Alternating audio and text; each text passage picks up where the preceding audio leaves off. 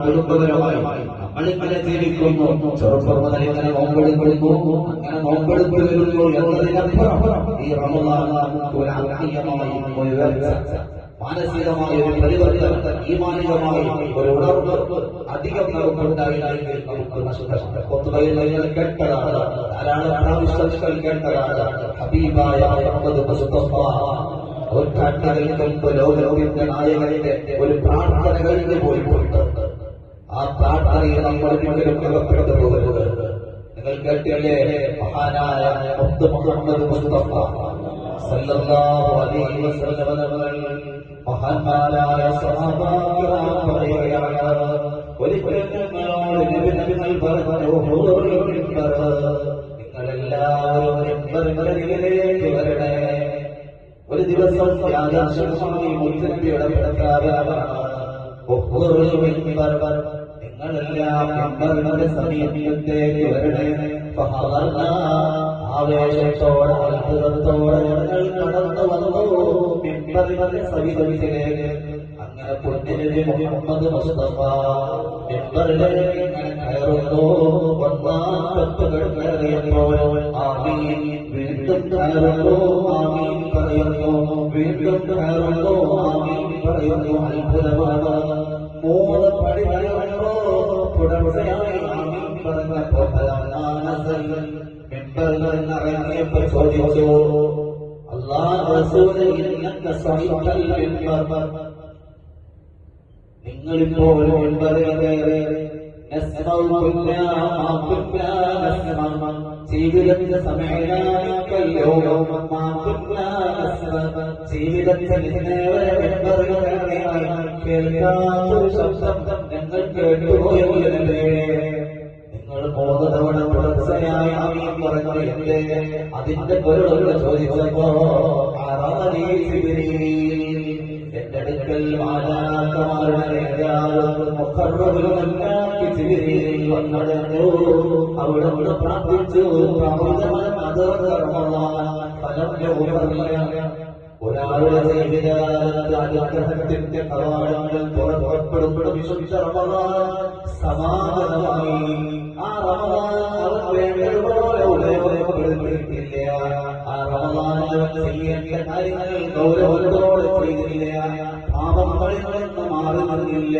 കുടുംബത്തോട് പിഴപ്പിടുന്നു, കുടുംബബന്ധം പുലർത്തിയില്ല, സാമ്പത്തിക ശുദ്ധി വരുന്നില്ല. അങ്ങനെ ചുരുക്കത്തിലവർ ശ്രദ്ധിക്കേണ്ട എല്ലാ കാര്യങ്ങളും വേണ്ടതുപോലെ ഗൗരവിച്ചില്ല. അങ്ങനെ അവരിൽ നിന്ന് റമദാൻ കഴിഞ്ഞുപോയി. പാപങ്ങൾ പൊറുക്കപ്പെടാതെ അത്തരത്തിലുള്ള ആളുകൾ അല്ലാഹുവിന്റെ റഹ്മത്തിന്റെ നോട്ടത്തിനോക്കാതിരിക്കട്ടെ എന്ന് ജിബ്രീൽ ദുആ ചെയ്തപ്പോൾ എന്നോട് പറഞ്ഞു, അത്തരത്തിലാർക്ക് ആമീൻ പറയാൻ കൊടുത്തു. ആമീൻ, ഞാൻ ആമീൻ പറഞ്ഞു. രണ്ടാമതായി ഒരു സദസ്സിൽ ഒരു സ്ഥലത്ത് പ്രവാചകന്റെ പേര് കേട്ടിട്ട് ആ പേര് കേട്ടിട്ട് സ്വലാത്ത് ചൊല്ലാത്തവന്റെ മേൽ അല്ലാഹുവിന്റെ അനുഗ്രഹം ഉണ്ടാവട്ടെ എന്ന് ജിബ്രീൽ അലൈഹിസ്സലാം ദുആ ചെയ്തു. ആമീൻ പറഞ്ഞു. മൂന്നാമത്തത്, ഒരാൾക്ക് പ്രായാധിക്യമുള്ള മാതാപിതാക്കളുണ്ട്, അല്ലെങ്കിൽ ഒരു പിതാവോ അല്ലെങ്കിൽ ഉമ്മയോ ഉണ്ട്. അവർ വേണ്ടതുപോലെ പരിഗണിക്കാതെ, അവരെ ശുശ്രൂഷിക്കാതെ, അവർക്ക് വേണ്ടത് ചെയ്തു കൊടുക്കാതെ, കഷ്ടപ്പെട്ട് പോറ്റി വളർത്തി നൊന്ത് പ്രസവിച്ച ഉമ്മയെ അവഗണിച്ചവൻ, പാപ്പയെ തിരസ്കരിച്ചവൻ, അവർ വേദനിച്ചു. അത്തരക്കാർക്ക് അല്ലാഹു റഹ്മത്തിന്റെ നോട്ടം നോക്കാതിരിക്കട്ടെ എന്ന് ജിബ്രീൽ. 3 പ്രധാനമാണ്. വർത്തമാന സാഹചര്യത്തിൽ പണം കൂടുകൂടോ, പ്രതാപം കൂടുകൂടോ, സൗകര്യം കൂടുകൂടോ, പാപ്പയെ അവഗണിക്കുന്ന, ഉമ്മയെ ധിക്കരിക്കുന്ന ഒരു സാഹചര്യമാണ് പ്രത്യേകിച്ച് വൃദ്ധസദനങ്ങൾ അധികരിച്ചുകൊണ്ടിരിക്കുന്നു. പല ബിസിനസിന്റെ തിരക്കിലാണ്.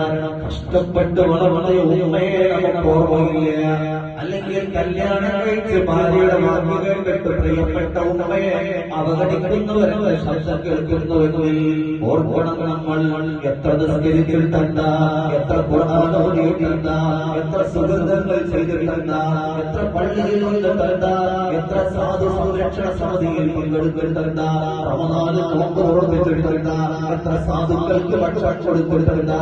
ഉമ്മനീകാരാൻ വിഷമിക്കുന്നുവെങ്കിൽ, പാപനീകാരാൻ ദുഃഖിക്കുന്നുവെങ്കിൽ നാം ചെയ്ത സുഹൃത്തുക്കളൊന്നും അല്ലാഹു വേണ്ട.